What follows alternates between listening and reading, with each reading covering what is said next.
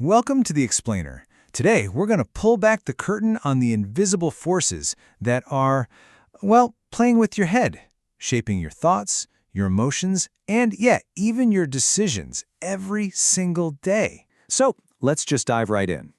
Have you ever looked around and just felt more anxious, more angry, or more divided than you've ever felt before? You're not imagining it. But what if I told you it might not be entirely your fault? All right, so where do we even begin with this? Well, let's start by looking outward at the external clues. We're going to dig into these really sophisticated systems all around us. Systems that honestly have been expertly engineered to prey on our basic human psychology. I mean, just think about it for a second. You've got the flashing lights and sounds of a casino floor on one hand, and the endless doom scrolling of our news feeds on the other. They seem different, but they're built to do the exact same thing, keep us hooked. They literally survive and thrive by keeping us angry, scared, and always coming back for more. And the psychology here, it's just fascinating. Casino designers, they are absolute masters of this. They use something called the near-miss effect. You know that feeling when you're on a slot machine and you almost hit the jackpot?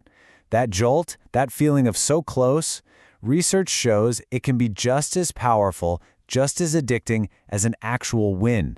It's what keeps you pulling that lever again and again. And look, this isn't just happening in casinos. The ad world, they've got their own version, and it's called neuromarketing. It's a whole field dedicated to using brain science, literally tracking our subconscious feelings and reactions. Why? To figure out what makes us tick, to quantify desire, and then, to exploit it.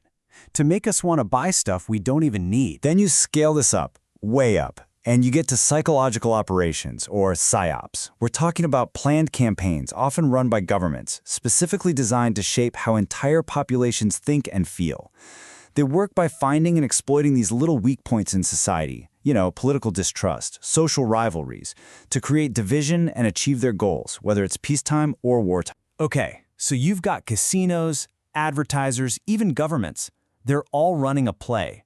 The game is definitely rigged. But what's the target? What's the bullseye they're all aiming for? Well, now we're going to turn the investigation inward, to a tiny almond-shaped part of your own brain. So, let me introduce you to the amygdala.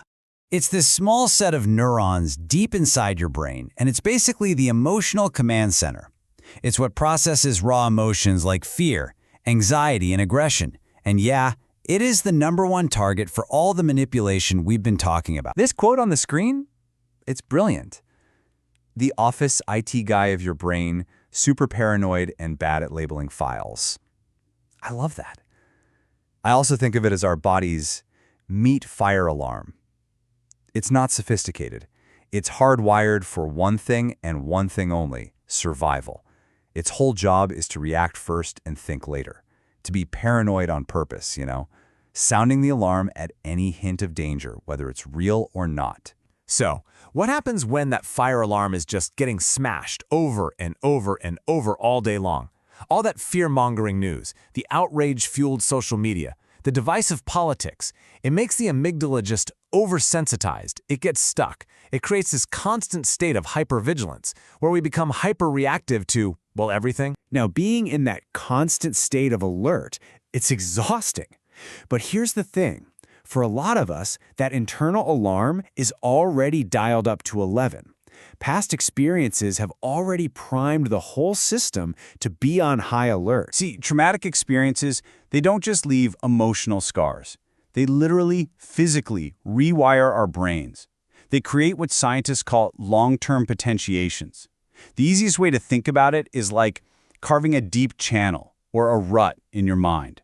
And that new pathway makes that survival response, that fight-or-flight instinct, the brain's go-to, its default set. And it's so important to get this. This isn't about someone being too sensitive or overreacting. It is a neurobiological reality.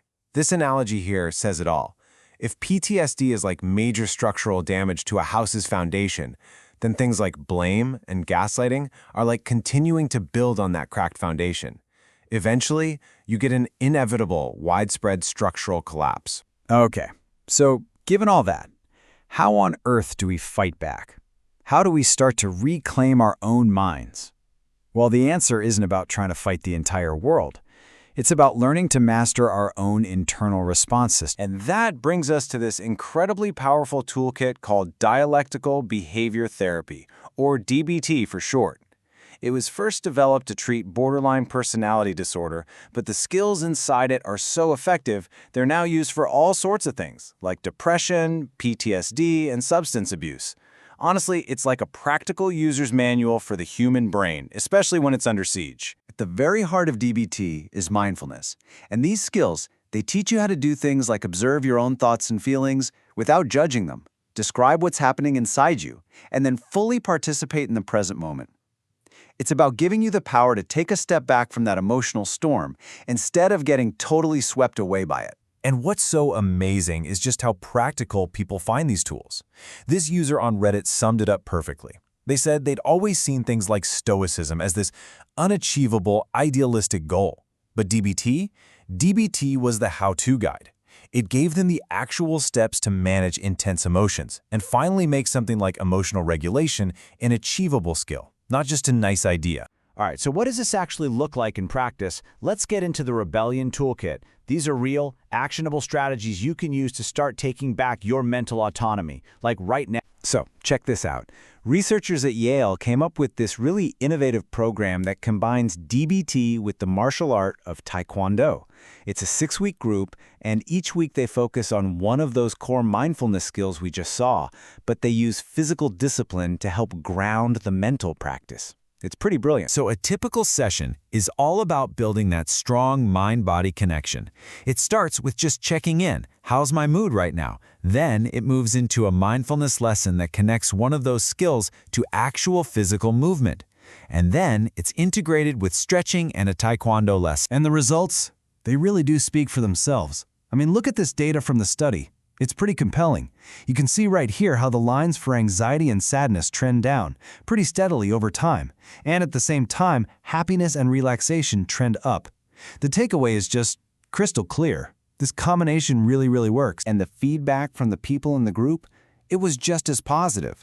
Get this, 100% every single person found at least one part of the program helpful, and 2/3 of them said they wouldn't change a single thing. That tells you that these skills aren't just effective on some chart. They have immense, real-world value to the people who are learning them. So what's the ultimate takeaway here? The world around us might be engineered to trigger our minds, to hijack our emotions, but the power to regulate our own internal response, that is entirely within our grasp.